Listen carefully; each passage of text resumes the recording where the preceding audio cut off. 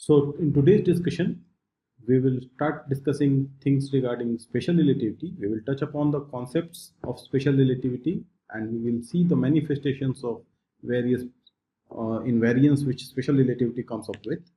And then we will try to see in the coming lectures what happens when the concepts of special relativity is applied to quantum mechanics and what their marriage gives rise to the so-called relativistic quantum mechanics and quantum field theory as well.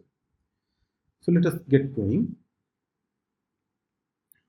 Uh, in this discussion, I am going to touch upon the basic ingredients of special relativity and the two central concepts which are very core to the discussion of relativity or special relativity is that when we talk about physics in inertial frames, two things should be very sacred to all inertial frames. One is that the speed of light that should remain same in all inertial frames. So that is one proposal special relativity comes up with. And the secondly, whatever we describe as a laws of physics should also remain something same in all inertial frame. That is to say, a technical word for that is they should be of invariant form in all inertial frames. So there are two different things which these two concepts give rise to. The first thing is constant. The speed of light remains same. That is the same constant value in all inertial frame. So the word constant will mean no change at all. That speed of light in one frame is whatever value is there. In other inertial frames, the same value is recovered. However, in the second concept, which is the laws of physics, we are using the word called invariant form. The invariant form tells us about that the parameters or the variables which are there in the laws of nature or laws of physics, which are expressed in terms of some equations, those variables or different parameters in the equations, they are allowed to change. However, the relation maintaining different variables should remain the same relation across different frames. So in that invariant form, we are saying that the structures of the equation should remain same, not their values. I'm not demanding that if f is equal to ma, f should remain the same and a should remain the same. Despite we are demanding that f should always be equal to ma, whatever value you find in the different inertial frames. Okay, so these are the two core concepts with which most of the discussions of special relativity relevant for our course of quantum theory would be useful, can be dealt with. So just to remind you about various things, the various subtle points which are different in special relativity when compared to Newtonian gravity, is that Newtonian gravity is essentially dictated by transformations which are known to be Galilean transformations. So different inertial frames where we are trying to write laws of physics are identified or related to each other through Galilean transformations in Newtonian relativity. What are Galilean transformations? Galilean transformation is that if you are an inertial frame and there is another inertial frame which is moving with respect to you, with respect to some velocity called v naught, then the coordinates of your inertial frame and the other inertial frame which is moving with respect to you are related by these transformations. That your coordinates are x and t, the other inertial frame's coordinates will be x primed and t primed, and the Galilean transformation suggests that your coordinate and the different inertial frames coordinates are related by a velocity times the time difference. Meaning, if another frame is moving away from you with some velocity v naught, it would find that its location is given by this expression x minus v naught t. Okay. Similarly, for time in Galilean transformation, it is suggested that time would not change across two different inertial frames. So time will remain the same. So if we have one inertial frame which is s and another inertial frame which is moving with respect to s, so call it s primed, then suppose we are talking about a point x over here, so call it point P rather. The point P has a distance x in the frame S, while it has a distance x primed in the frame S primed. Now, as the frame S primed is moving towards the point, its distance gets shorter and shorter over time. So whatever was x, the distance of the origin from the projection of that point would get shorter and shorter. So that is how this x prime is equal to x minus v naught t is written. Okay. So let us say this between this s and s primed, which is having coordinate x primed, and this is t and this is t primed.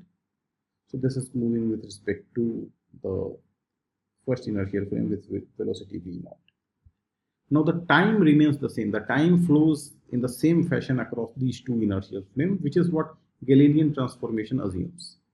Under this, it so happens that the velocity of a particle as seen by frame S, suppose there is a particle here rather. I should not draw it on the temporal axis, but just on the spatial axis. So suppose there is a particle which is moving with certain velocity, call it some velocity which is v as seen by observer in the frame S.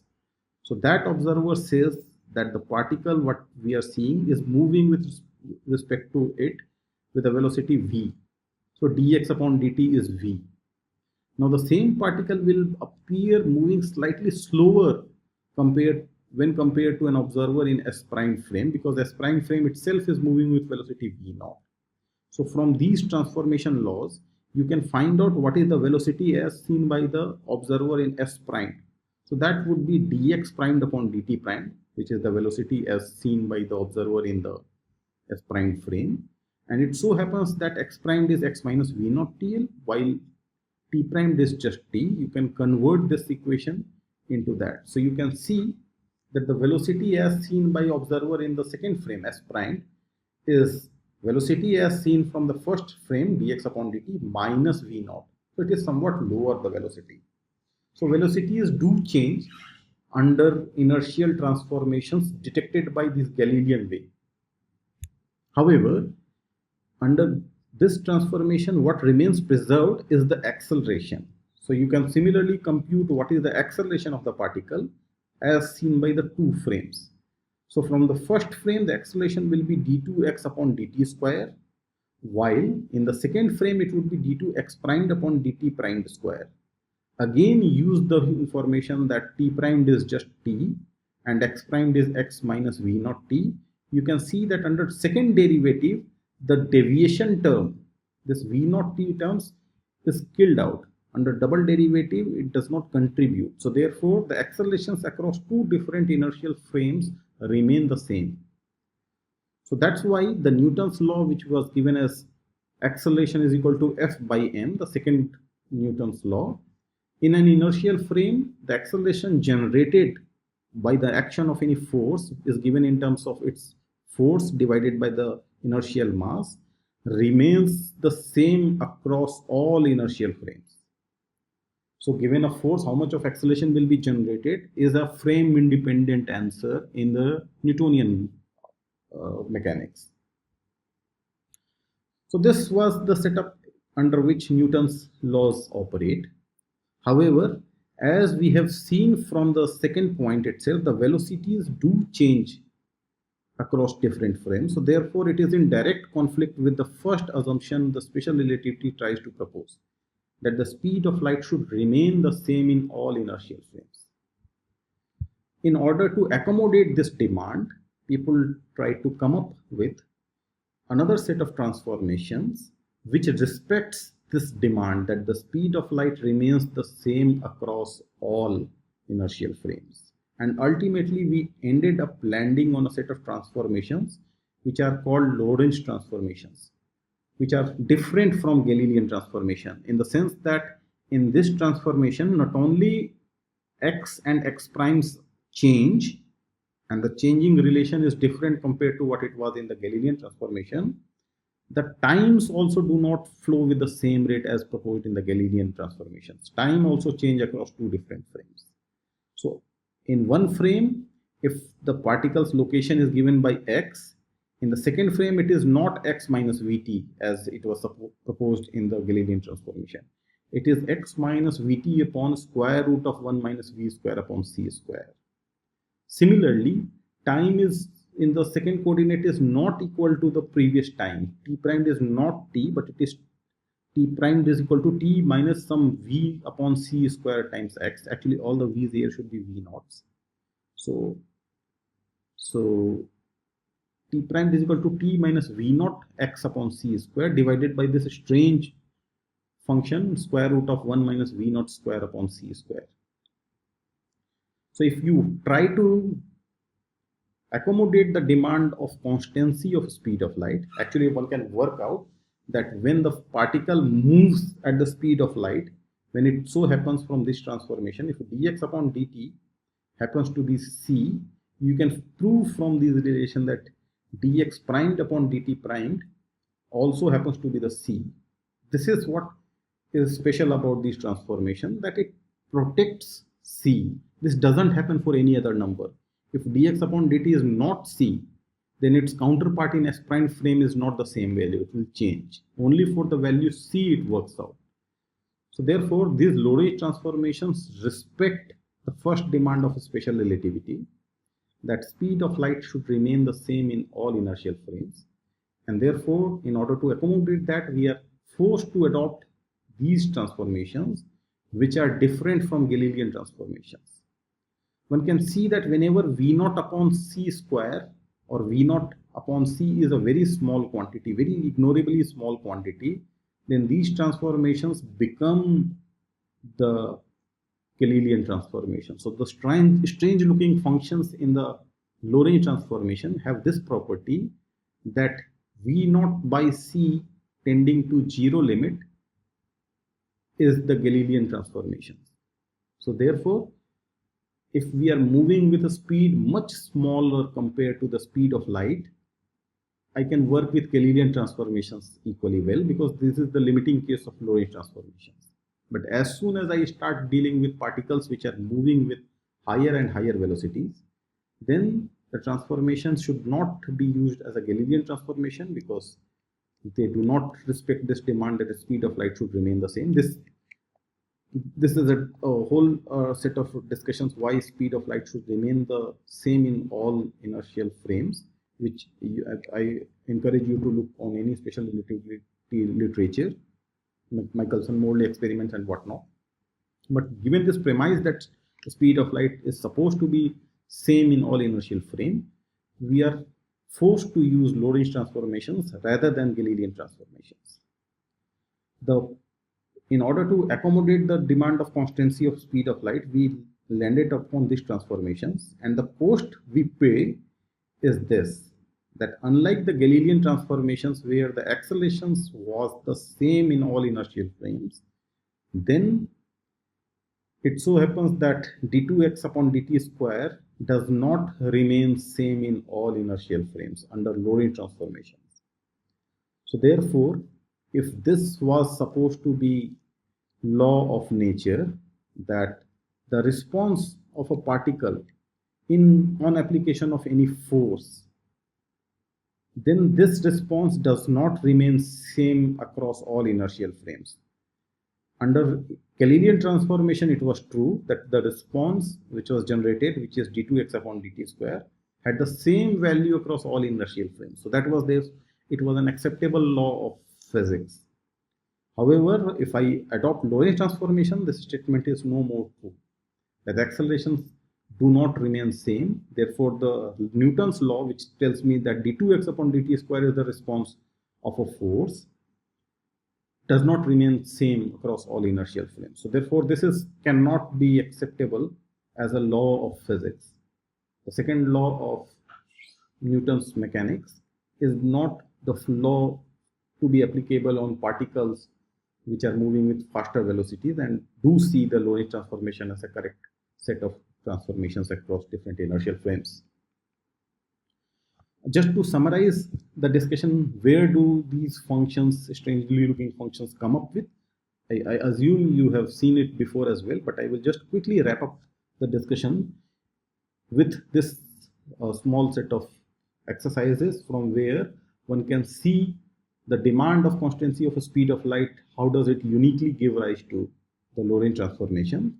This is set upon by the demand that if speed of light has to be same across all inertial frame, then the distance traveled in one inertial frame by the light, dx square plus dy square plus dz square, should be the same as c square dt. So c is the speed of light, the time elapsed is dt. So this is the time elapsed times the velocity squared should be the same as the distance traveled. And that statement should remain true in all frames. That is a demand, that I will use the same speed of light but with different time interval and different length intervals as well, but that ratio should remain the same. So this relation should remain true in all inertial frames, and this relation is telling me that the particle is traveling with speed of light c. So I'm not using c prime here, I'm using c, and that is the statement that the speed of light remains the same. They might have traveled for different distances in different inertial frames.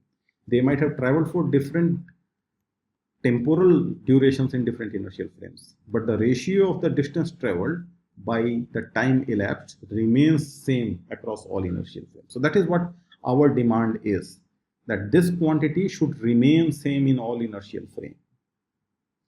That's why we are looking for a transformation which keeps this invariance protected. How should we relate t and t primed, x and x primed, y and y primed, and z and z primed? So since in a simple case, we can assume that particle is moving only along the x-axis, or two different inertial frames are just moving away from each other along one particular axis, call it x-axis, then nothing changes in y and z direction. So y prime should be y and z prime should be z. And I suppose that there should be a linear relation combining a linear relation relating the t primed and x primes to their counterparts in another inertial frame. So linear transformation, a of t plus b of x, e of x plus f of t.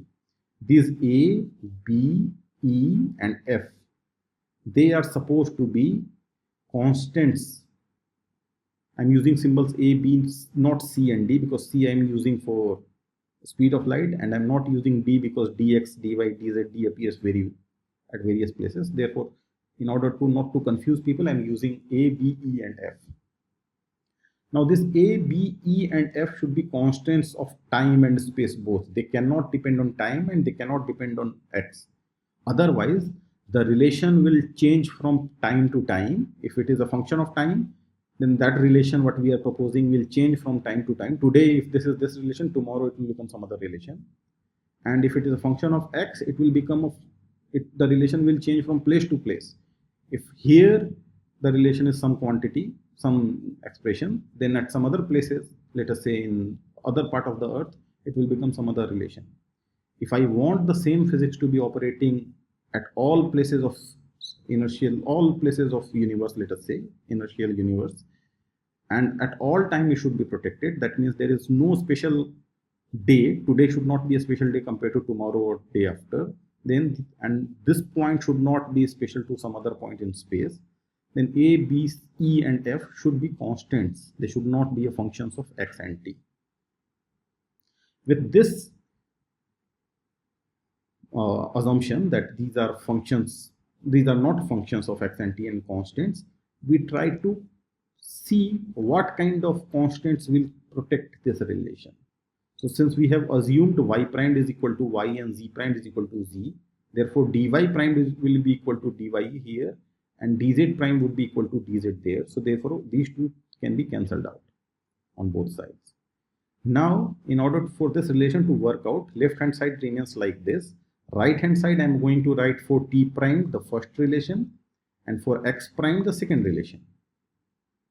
Okay, so a dt plus b dx whole squared, because dt primed square is supposed to come here, and dx prime square is supposed to sit here. So dx prime would be e dx plus f dt from this expression, and then square it. Now you see, from the square of the first quantity, something times dt square will be generated, something times dx square will be generated, and a cross term which is dt dx will be generated. And same thing will happen for the second term's square as well. Something times dx square will be generated, something times dt square will be generated, and a cross term twice of e times f times dx dt will be generated. So in the next step, what I do, I collect all the terms which are proportional to dt square. So all the terms which come with dt square is collected one place. All the terms which come with dx square is collected at another place, and all the terms which are cross multiplication between dt and dx is collected at one place. So I just opened it up. The coefficient of dt square will be c square times a square from the first term and minus f square from the second term. So dt square will come with the coefficient c square a square minus f square. Dx square will come with the coefficient c square times b square, c square times b square with a plus sign, which is minus and minus here. I have written in a funny way in order to compare it on the left hand side. And from the second term, the coefficient of dx square will be just e square with a minus sign. So this is fine. Now the last term, which is the cross term, which is getting generated. From the first term, I will get a term twice of c square times ab, which is here. And from the second term, I will get twice of e times f, which is here. So ultimately, the right hand side is a collection of something times dt square, something times dx square, and something times dt times dx. And that should better match the expression on the left hand side. So therefore, component wise, the coefficient of dt square should match the coefficient of dt square here. Coefficient of dx square should match the coefficient of dx square here. And coefficient of dt dx should vanish because left hand side there is no dt dx. So that gives rise to various identities across these constants, the four constants. C square a square minus f square, which is the coefficient of dt square on the right hand side, should match the coefficient on the left hand side, which is c square. E square minus b square times c square, which is the coefficient of the dx square, should match the coefficient of dx square on the left hand side, which is 1. And twice of abc square minus ef should be 0, which gives rise to identity abc square is ef. So these are the three identities, relations amongst the constants a, b, e, f are generated by demand of constancy of speed of light. Now there is plain simple algebra to follow. Since here I can see that a is nothing but ef upon bc square. A is ef divided by this bc square, and that a I can feed up here. So I will get this relation, e square times f square divided by this b square c4, which is coming from the ratio ef upon bc square, which was a. So this relation can be written like that. All right.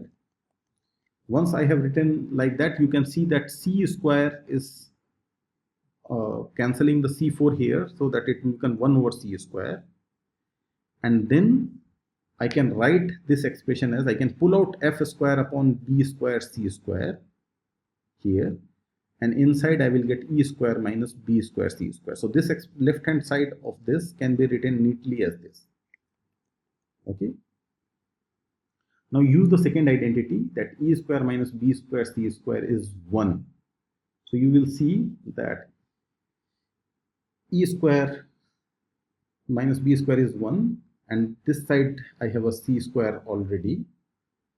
So I would get a relation f square upon b square c square is c square.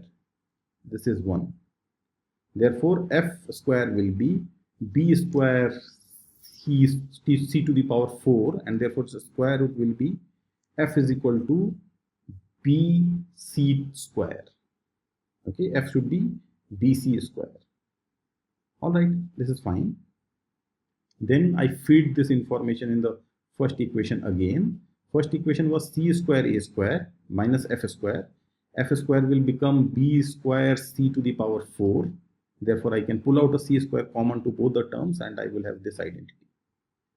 which again c square will get cancelled, and I will have a simple relation a square minus b square c square is 1. A square minus b square c square is 1. And secondly, from here, since BC will be f upon c, from here f upon c is BC, I can write this e square minus BC whole square as e square minus f upon c whole square. So these two identities I have converted these identities here into these two identities, which are useful. This is plain and simple algebra, just mathematical jugglery we have done. Now let us apply the physical input that we want to look at. Again, as we discussed, there are two frames, S and S prime, and S prime frame is moving away from S with velocity v naught. So at time t, if this is my origin of S here, the origin of S prime will be at location x is equal to v naught t. So x should be the location of the origin of S prime. This would be v naught t according to observer in S. All right. According to observer in S primed, the location of the origin will still be x primed is equal to 0. Because for this observer in this frame, the other frame is moving backwards. Its own frame is stationary as seen by this guy. So therefore, this guy will say that, oh, okay, my location is x primed is equal to 0. So therefore, after time t as seen from frame S, the location of the origin of the second frame is v naught t, and while the second observer says that location of the origin of its own frame is at x prime is equal to 0. So x prime is equal to 0 should be obtainable from the expression we just wrote down. X prime should be ex plus ft. So x prime is equal to 0 should be ex. Ex was v naught t. I'm writing v naught t in a funny way, v naught divided by c and multiplying by c. So this is just v naught t plus f t. F was bc square. We had written f was bc square and x prime was ex plus ft.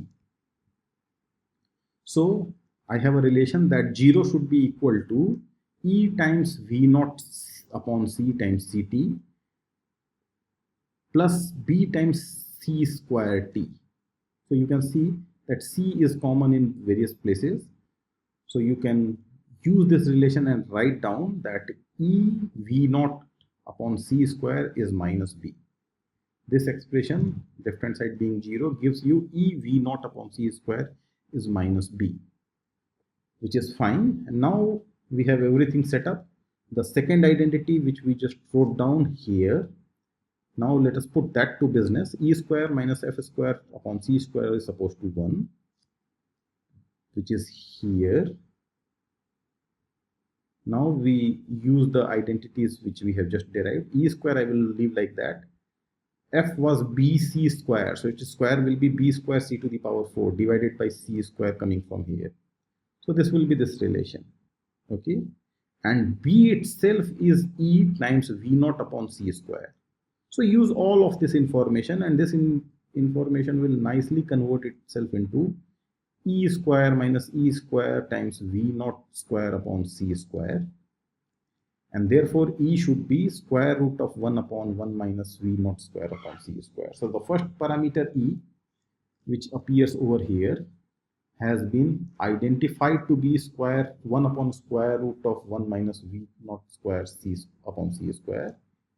The second parameter b can be obtained from this expression. Once I know e, what I have to just do, multiply a minus of v naught upon c square. That's what I do. So b is also obtained from this relation. Similarly, f can be obtained from the relation f is equal to bc square, and I will get just this f. And lastly, a is ef upon bc square, which was obtained from the last relation over here. So once I knew e, all other parameters can be fixed. So then I know what is a. A is just 1 upon square root of 1 minus v square upon c square B is just minus V naught upon C square times this factor.